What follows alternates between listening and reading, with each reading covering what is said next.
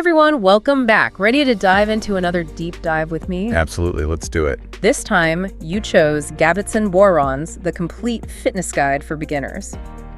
Gotta say, I loved how real his personal story is. Yeah, his story definitely makes the advice in the guide really resonate, Totally. But we're here to break down all the must-know info from the guide and, most importantly, get you moving on your fitness journey. Love that. And one thing that really struck me about this guide is how much it emphasizes, really understanding your starting point. Right, like it's not just about jumping into a random workout plan. It's about figuring out where you are right now, like a fitness inventory almost. Exactly. It's like, imagine you're trying to bake a cake. Yeah, you wouldn't just throw ingredients together without checking if you have everything first. Oh, that's such a good analogy. Fitness is the same way. It's about setting yourself up for success from the get-go. So the guide talks about those key components of fitness: your cardiorespiratory fitness, your muscular strength, flexibility. Right, the foundation. But then it threw out these terms, VO2 max and lactate threshold. Have you heard of these? Definitely. They're actually super important for understanding your overall fitness level. Okay, because I'll be honest, before prepping for this, I mainly associated lactate with, milk. Okay, I can see that. But basically, imagine you're climbing a set of stairs. How easily do you get out of breath? Ooh, way too easily. Right. That's connected to your VO2 max. It basically measures how efficiently your body uses oxygen during exercise. Okay, so the higher your VO2 max, the longer you can handle intense workouts without, turning into a gasping mess. Exactly. The most accurate way to measure it is at a lab, but the guide actually gives you a practical way to assess it at home. The 1-mile walking test. Oh, I love those kinds of tests. You just time yourself walking a mile as briskly as you can, and boom, you've got a snapshot of your cardiorespiratory fitness. Easy. I actually tried this myself last week. Let's just say I was reminded that maybe I need to step away from my desk a bit more. It's a good reality check. It totally is. Yeah. But the guide doesn't stop there. It also has these tests for muscular strength and flexibility too. Oh, important. Like, can you do a push-up? How long can you hold a squat? I actually thought I was pretty flexible until I tried that sit and reach test. Oh yeah, that one can be humbling. Gabbitson totally burst my bubble on that one. But that's the point, right? Mm-hmm. To figure out where we're really at so we can set realistic goals. Absolutely. And speaking of goals, can we talk about the SMART goals section in this guide? Pure gold. Oh, tell me about it. Specific, measurable, achievable, relevant, time-bound. I feel like I should have that tattooed somewhere. Right. But it's not just a catchy acronym.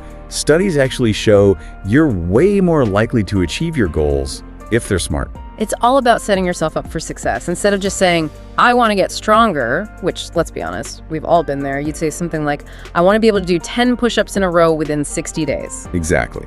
Specific, measurable, achievable, relevant, and time-bound. And Gabbitson even provides a 60-day plan to improve body weight exercises like push-ups, which is awesome. He breaks down each stage of the progression so you can gradually build up strength. Love that. It's all about those progressions. So, speaking of push-ups, let's say I'm working through that progression. What's the most important thing for me to keep in mind? Oh, that's easy. Form, form, form. It's way more important to do fewer reps with perfect form, than try to power through more reps with terrible technique. You'll get so much more out of it that way. Plus, you're way less likely to get injured. It's about quality over quantity, not just how many you can crank out. 100%. And Gabbitson really emphasizes that point throughout the guide. Which I love. Okay, so we've assessed our baseline fitness, we've set some SMART goals, and now it's time to actually build that workout routine. I have to say, when I first started getting into fitness, this part always felt the most overwhelming to me. It's like, where do I even begin? Oh, I totally get it. It can definitely feel like you're staring at this mountain of information, and it's like, ugh. Exactly. But the good news is this guide really lays everything out in a way that feels doable, manageable. It emphasizes the importance of planning your workouts in advance, choosing activities you enjoy, because who wants to do a workout they hate, and structuring your week to stay consistent. And he even gives you sample weekly plans to get you started, which is so helpful. So smart. It's like having that roadmap or a game plan instead of just wandering around aimlessly in the gym. Totally. And one thing that really stood out to me, Gabitson's focus on listening to your body, Oh, so important. because it's so easy to get caught up in that whole no pain, no gain mentality. Which, by the way, Gabitson actually debunks that myth in the guide. Really? Yeah, he argues that pain is your body's way of saying, like, hey, something's not right here. It's true. We should treat our bodies with more respect. Right. It's all about, learning to differentiate between the good kind of sore that, like, I challenged my muscles sore, versus the bad kind of pain that's like, oh, something's actually wrong. Yeah. Big difference. It's like the difference between being hungry and just wanting to eat because you're bored. Right. And that is a really important distinction. And you know what? I feel like a lot of fitness guides kind of gloss over that part. 100%. It's so easy to just be like, oh, just push through it. Pain is weakness leaving the body. And it's like, no, sometimes pain is an injury. Right. Right. Yeah.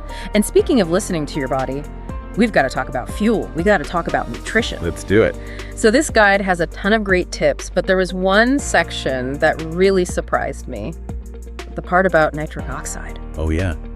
It's amazing for workouts. Because, okay, full disclosure, before reading this, I mostly associated nitric oxide with, like, cars. That's fair. It But, does sound a bit more like something you'd find in an engine than in your salad, but nitric oxide actually plays a totally different role in the body. Okay, good, because I was a little worried I was supposed to be drinking, like, gasoline to get my nitric oxide. No, definitely not. So it's a really important molecule that helps relax your blood vessels, which improves your blood flow. Okay, so that's got to be a good thing for working out, right? Absolutely.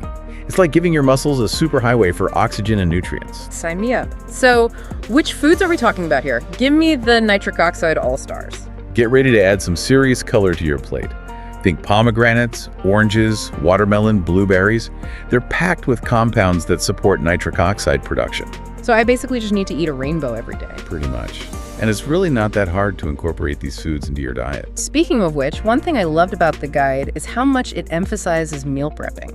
Like, having healthy meals and snacks prepped and ready to go just takes out so much of the guesswork, especially when you're short on time. Well, 100%. It's like having your own personal chef, Right. but like way more affordable. Exactly. And it prevents those last-minute drive-through decisions when you're, like, starving and you just need something quick. And Gabitson actually shares the story in the guide about how he used to rely on takeout all the time, and it was, like, sabotaging his fitness goals.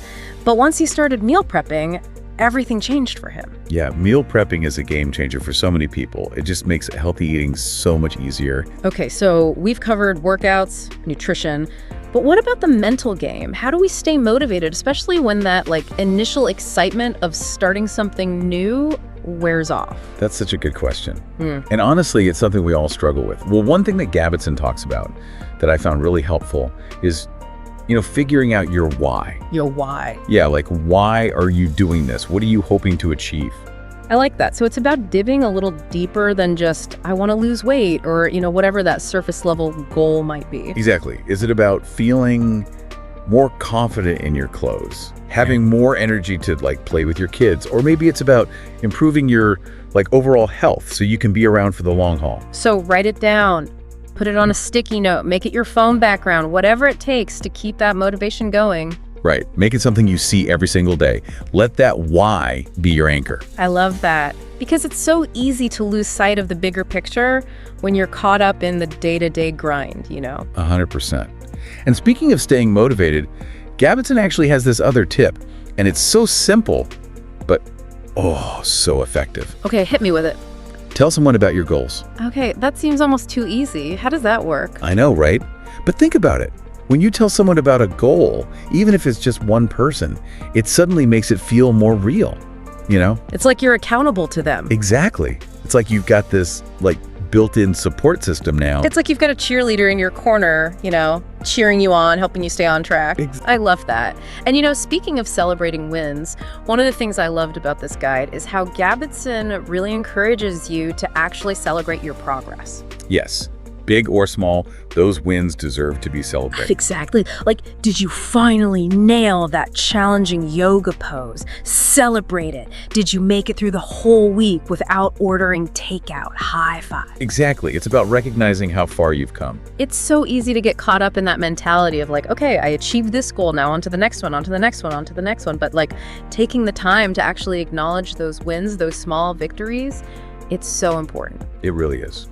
And, he also talks about the importance of, like, tracking your progress in ways that go beyond just the number on the scale. Oh, I love that point. Because it's so easy to get fixated on that number, right? Yeah. It's easy to get obsessed with the scale. Right. But there are so many other ways to measure your progress. Right. How are your clothes fitting? How's your energy? Do you feel stronger? Those non-scale victories, those are huge. So huge. Like, can you finally carry all the groceries in from the car in one trip? That's a win. Yes, that is a win. I think ultimately what I'm taking away from this deep dive and from, Gavidson's guide is that fitness isn't just about, like, sets and reps or calories in versus calories out. So much bigger than that, right? It's about finding what works for you, listening to your body, and, like, making sustainable changes that just make you feel good, It's about feeling good. Feeling good inside and out. It's about that mind-body connection. 100%. So as you dive into the complete fitness guide for beginners, remember, this is about so much more than just how you look. It's about how you feel. It's about taking care of yourself inside and out. It's about feeling your best. So find that why that lights you up, celebrate those victories, big or small, and get ready to crush those goals. Until next time, everyone, keep moving and keep shining.